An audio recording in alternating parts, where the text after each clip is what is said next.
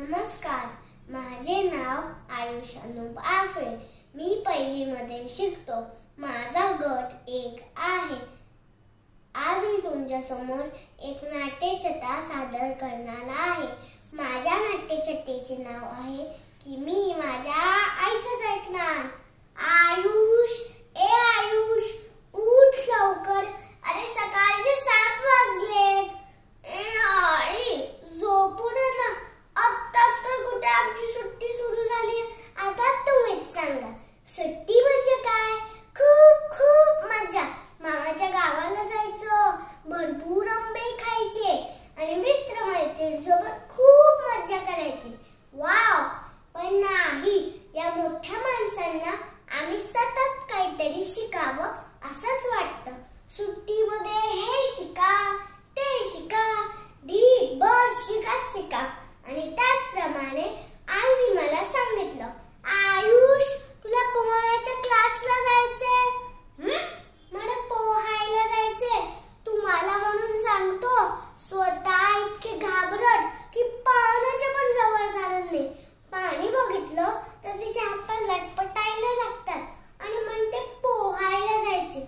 झालं, मी आणि माझी आई आम्ही दोघं तलावावर गेलो आणि तिथे तर गंमतच झाली. एक सर, त्यांचं पोट अगदी लंबोदरासारखं होतं.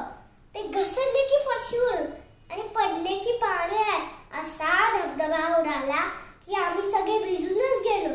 अगदी आई सुद्धा. या वातावरणामुळे माझी पोहण्याविषयीची भीती निघूनच गेली आणि मी पटकन पोहायला शिकलो. एके दिवशी सरांनी आईला स्पर्धेविषयी सांगितलं. झालं, आणि घरी आल्या आल्या सांगितलं, आयुष, तुला पोहण्याच्या स्पर्धेत भाग घ्यायचा आहे. मग तर काय विचारूच नका. रोज प्रॅक्टिस. हातपाय इतके दुखायचे की असं वाटायचं नकोच ती स्पर्धा आणि नकोच ते बक्षीस. पण काय करणार, आईने सांगितलं होतं ना. पाहता स्पर्धेचा दिवस उगवला. मी आणि माझी आई आम्ही दोघं तलावावर गेलो. स्पर्धा सुरू झाली. 1, 2, 3. आम्ही सगळ्या स्पर्धकांनी पटापट पाण्यात उड्या मारल्या. पण सुरुवातीला मी थोडं मागे पडत होतो. पण माझी आई मला ओढून प्रोत्साहित करत होती आणि त्यामुळे माझा उत्साह वाढला आणि मी जोरात पोहू लागलो. आणि काय आश्चर्य, माझा पहिला नंबर आला. मग बक्षीस समारंभ, सरांचं कौतुक, सगळीकडे कौतुकच कौतुक. पण तुम्हाला सांगू, माझ्या या यशात